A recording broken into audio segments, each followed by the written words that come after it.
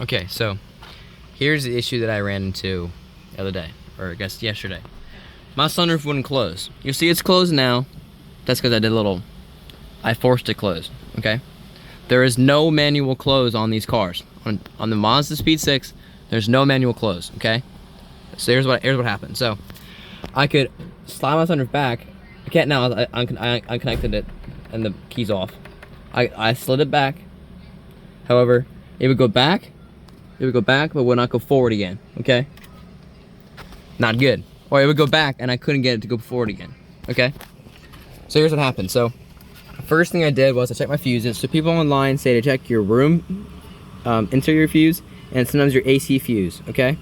However, I'm getting a weird issue where on my door switch, only this button works on my driver's side door switch, okay? And the auto down does not work and the auto up does not work. These three buttons do not work, but if I lean over, they can go down, okay? All the windows do work. So I had this issue and I had this issue, okay? I checked all my fuses. My fuses were good. Next thing I did was I checked my switch under here, okay? So to take this off, there's a screw right here, and there's a screw right here. This sits up here like this. You take those two screws off on the bottom. They're right here and right here. Take those two off. And then what you're gonna do is you have two metal clips on the side. Okay? You gotta pop those off. They're gonna be kind of a pain to get off, but I found I worked well with kind of fighting with this.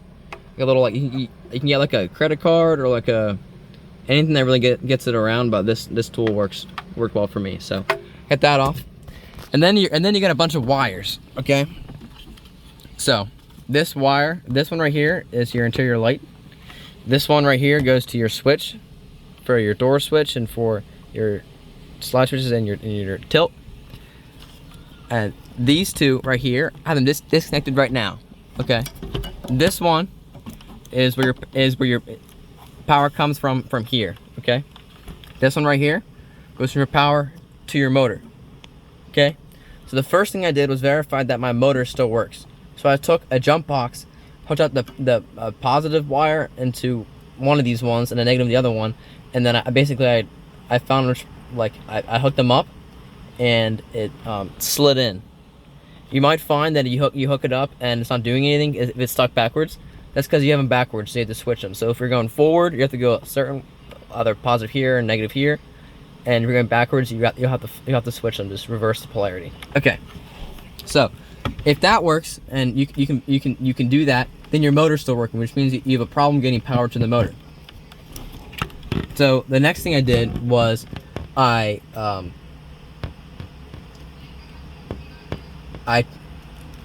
tested for power. However, it's very difficult and there's no wiring diagrams at all for here because this is a mix between the interior lights and the switch. So you're kind of screwed when it comes to that. Actually testing for power. If your motor works, the thing that I found for mine was that once I moved it back in, I actually couldn't move it backwards, but could move it forward. That was because there's actually the relay for the sunroof is actually in this control module right here. So for me, this thing's fried. So that's what happened. That's what happened to me. This thing's cooked. However, you may be facing a different issue where you're not getting any power to here. So you may have a wire chewed, bunch of small things. So there we go.